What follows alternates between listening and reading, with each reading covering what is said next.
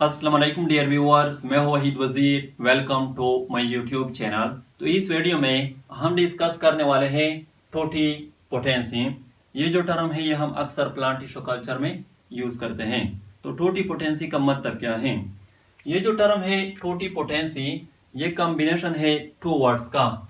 टोटी जो है ये आया है टोटस से, जिसका मतलब है whole or, entire or, complete. Potency जो है ये आया है पोटेंशियल से, जिसका मतलब है पावर और एबिलिटी और पोटेंशियल। टोटी पोटेंसी को हम यू डिफाइन करते हैं, the ability of a single cell to develop into an entire organism is called totipotency and the cell is called totipotent cell.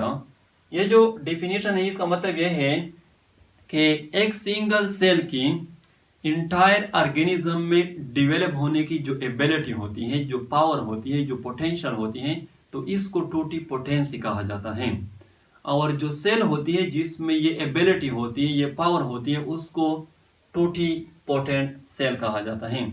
और यहाँ पर ये नोट कर लें, सेल जो है वो लिविंग होनी चाहिए, क्योंकि डेड सेल में ये एबिलिटी नहीं होती, ये पावर नहीं होती कि वो इंटायर ऑर्गेनिज्म में डिवेलप हो जाए। गोटलिब हेबरलैंड, ये एक जर्मन बोटेनिस्ट था। इसने 1902 में प्लांट टिश्यू कल्चर का स्टार्ट लिया।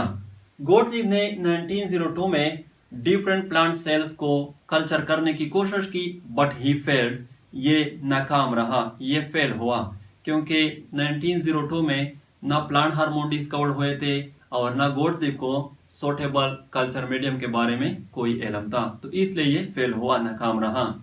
लेकिन गोटलिब ने 1902 में टोटी पोटेंसी का कंसेप्ट प्रपोज किया, टोटी पोटेंसी का आइडिया पेश किया। गोटलिब ने यह कहा कि the living cells of plants are capable of independence and each cell has the potential, ability, power to regenerate the entire plant if cultivated in a suitable environment। Gottlieb ने यह कहा कि हर लिविंग प्लांट सेल में entire plant को regenerate करने की ability होती है, पावर होती है, पोटेंशियल होती है, अगर उसको सुटेबल इन्वायरमेंट प्रोवाइड किया जाए। सुटेबल इन्वायरमेंट का मतलब यह है कि वो सारे कंपोनेंट्स प्रोवाइड किया जाए जो प्लांट की ग्रोथ एंड डेवलपमेंट के लिए रिक्वायर्ड होते हैं, जरूरी होते हैं। गोटलिब ने यह बात इसलिए कही थी क्योंकि गोटलिब ने यह भी कहा था कि हर लिविंग प्लांट सेल में जेनेटिक मटेरियल यानी डीएनए मौजूद होती है, और डीएनए में ये पावर होती है, ये एबिलिटी होती है कि वो एक सिंगल सेल को कंप्लीट प्लांट में रिजनरेट कर सकती हैं। यानी गोटलिब ने यह कहा था कि अगर हम एक सिंगल सेल को प्लांट से आइसोलेट कर लें और उसको कल्चर मीडियम में रख लें, तो पहले डिफरेंशिएशन हो जाती है, यानी वो डिफरेंशिएटेड सेल पहले अनडिफरेंशिएटेड स्टेट में चली जाती हैं। उसके बाद रीडिफरेंशिएशन हो जाती है, यानी वो सेल दोबारा अनडिफरेंशिएटेड स्टेट से डिफरेंशिएटेड स्टेट में चली जाती हैं, यानी डिफरेंशिएटेड सेल में डेवलप हो जाती हैं। या ऑर्गेनोजेनेसिस हो जाती है, यानी शूट और रूट्स बन जाते हैं, ये कंप्लीट प्लांट जो है वो बन जाता है।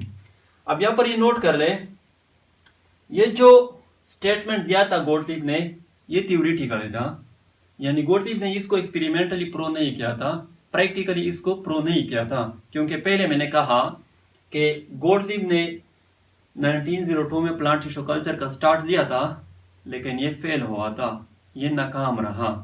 तो ये जो स्टेटमेंट दिया था ये थ्योरेटिकली था, एक्सपेरिमेंटली प्रूव नहीं किया था।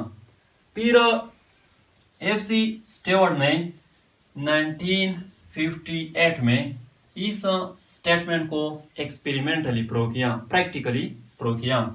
स्टेवर्ट ने कैरोट से, गाजर से सोमेटिक सेल्स को आइसोलेट किए। सोमेटिक सेल्स का मतलब है नॉन रिप्रोडक्टिव सेल।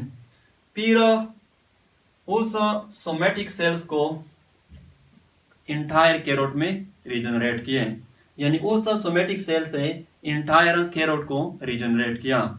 तो स्टेवर्ट ने इस स्टेटमेंट को एक्सपेरिमेंटली प्रूव किया, प्रैक्टिकली प्रूव किया। तो ये थी टोटीपोटेंसी। आई होप आप लोगों को वीडियो अच्छी लगी होगी। Thank you.